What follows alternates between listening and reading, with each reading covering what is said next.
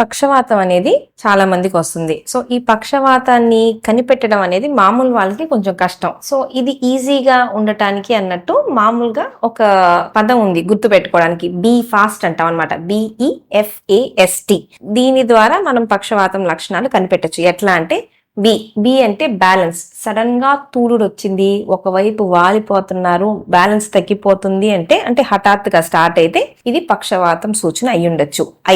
Eye problems అంటే ఒకవైపు చూపు తగ్గడం, ఇట్లా ఏదైనా స్టార్ట్ అయింది అంటే అది కూడా పక్షవాతపు సూచనే. మళ్ళీ దాని తర్వాత ఎఫ్ అంటే ఫేస్, మూతి ఒక వైపుకి లాగడము, మూతి వంకర పోవడం అంటాం చూడండి, అది వచ్చిన పక్షవాతంలో పార్ట్ అయి ఉండొచ్చు. దాని తర్వాత ఏ అంటే ఆర్మ్, చెయ్యి. సడన్ గా చెయ్యి గాని కాలు గాని లేపలేకపోతున్నాం, కదల్చలేకపోతున్నాం అంటే ఇది అందరూ గుర్తుపడతారు. ఒకవైపు చెయ్యి కాలు కదలట్లేదన్నా, సడన్ గా చెయ్యి రావట్లేదన్నా కూడా ఇది పక్షవాతం యొక్క సూచన అని. ఇది రొటీన్ గా అందరూ కనిపెట్టగలరు. మిగతావి మనం గుర్తుపెట్టుకోవాలి, అవి కొంచెం కష్టం.